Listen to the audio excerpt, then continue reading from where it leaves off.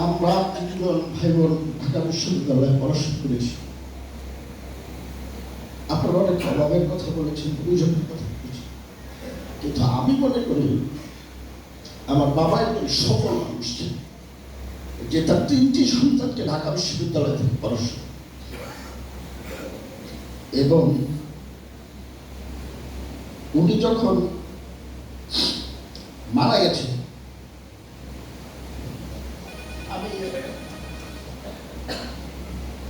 আপনারা জানেন যে কোনো ব্যক্তি যদি মারা যায় তার ব্যাংক থেকে তার পরিবারের সদস্যদেরকে ইনফর্ম করা হয়। আমি এটি জানতাম না,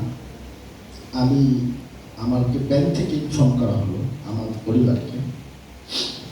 আমি ব্যাংকে গিয়েছিলাম এবং আমার মনে আছে আমি ব্যাংকে গিয়ে ব্যাংকের যে হিসেব দেখেছিলাম যে উনি 1 লক্ষ টাকা ওনার ব্যাংকে লোন ছিল, এবং 1 লক্ষ কতটুকু টাকা উনি ওনার ব্যাংকে জমা ছিল। মানে আমার ধারণা যে যেই টাকাটা লোন করেছিলেন কোনো না কোনো কারণে, কারণ আপনারা অনেকেই বলেছেন যে বেসরকারি শিক্ষকরা রিটায়ারমেন্টে যাওয়ার পরে তো কিছুই থাকে, ওই লোনের টাকাটা উনি খরচ করেন। এবং আমার মনে আছে ব্যাংক ম্যানেজার, আমি বলেছিলাম যে এটা তো শেষ করতে হবে, ব্যাংক ম্যানেজার আমাকে 600 টাকা ফেরত দিয়েছিলেন, আমি এবং আমার মাকে। আমার বাবা মৃত্যুর সময় আমার জন্য 600 টাকা রেখে দিয়েছে।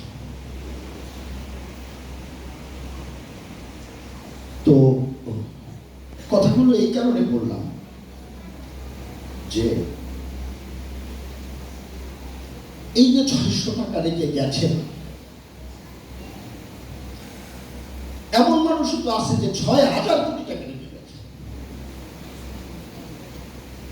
কিন্তু ওই 6000 কোটি টাকার আমার থেকে ওই মানুষটির থেকে 600 টাকার আমি